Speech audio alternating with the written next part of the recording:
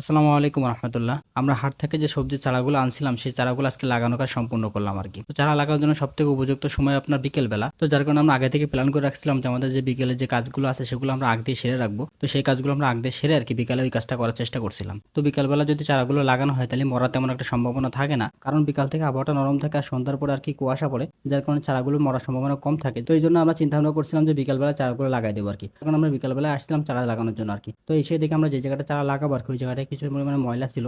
তো এই ময়লাগুলো আগে আমরা পরিষ্কার করে নিয়েছিলাম, যেহেতু চারা লাগানোর পর পরিষ্কার করতে একটু অসুবিধা হবে, তো যার কারণে আমরা আগ থেকে পরিষ্কার করে নিয়েছিলাম। তো আমরা এখানে তিন ধরনের চারা আনছিলাম, কিছু ঝালের চারা আনছিলাম, কিছু টমেটোর চারা আনছিলাম, আর কিছু বেগুনের চারা আনছিলাম। যদি আমাদের বেগুনের চারা আছে আর কি, তো চিন্তা ভাবনা করছিলাম এগুলো যেহেতু উন্নত জাতের চারা আর কি, যার কারণে এগুলো কিছু পরিমাণ আমরা নিয়ে নিয়েছিলাম। তারপর আমরা একটা নির্দিষ্ট একটা মাপ দেই, মাপ দেওয়ার পরে আমরা চারাগুলো লাগানোর কাজ সম্পূর্ণ করি আর কি। তো চারাগুলো লাগানোর পরে আমরা সমস্ত গাছে আর কি পানি দিয়ে দিয়েছিলাম। যদি এখন আমরা পানিটা দিয়ে দিই তাহলে গোড়াটা নরম থাকবে, রাতে যেহেতু কুয়াশা এবং ঠান্ডা পড়বে তাহলে চারাগুলো মরার সম্ভাবনা কোনোভাবে থাকবে না আর কি। তো আল্লাহ তাআলার কি অপরূপ নিদর্শন, এই যে চারাগুলো আমরা এখন লাগাচ্ছি, এই চারাগুলো আস্তে আস্তে বড় হবে, এর থেকে আবার ফল হবে, সেগুলো আমাদের রিজিকের ব্যবস্থা হবে সেখান থেকে আর কি। তো আমাদের রিজিকের মালিক একমাত্র আল্লাহ তাআলা, যদি আল্লাহ তাআলা এতে ফলন না দেয় তাহলে কিন্তু আমাদের রিজিকের এখান থেকে কোনো ব্যবস্থাই হবে না। তো যদি কোনোভাবে গাছগুলো মারা যায় তাহলে কিন্তু এখান থেকে আমাদের কোনো রিজিকের ফায়সালা হবে না। তো আমরা রিজিক তৈরির মাধ্যম মাত্র, আর আল্লাহ তাআলা তো দেওয়ার মালিক, আল্লাহ তাআলাই দিয়ে থাকে আর কি। যদি আল্লাহ তাআলা এখানে না দেয় তাহলে কিন্তু আমাদের রিজিকের ব্যবস্থা এখান থেকে হবে না। তো যাই হোক, এখানে কাজ শেষ করে আমরা গেছিলাম কলা বাগানে কলা কাটার উদ্দেশ্যে। তো আমরা যখন চারা লাগাইছিলাম তখন নানা এসে বলছিল যে আমাদের পাশে আর কি, আমাদের পাশে যে বাগানটা আছে ওই বাগানে দুইখানে কলা পাকছে আর কি। তো আমরা বলছিলাম এখানে কাজ শেষ করে তারপরে যাবো কলা কাটার উদ্দেশ্যে। তো কলা কাটতে আসছিলাম, আসার পর আমরা এক খাদি কলা পাইছিলাম, যেহেতু নানা দুই খাদির কথা বলছিল।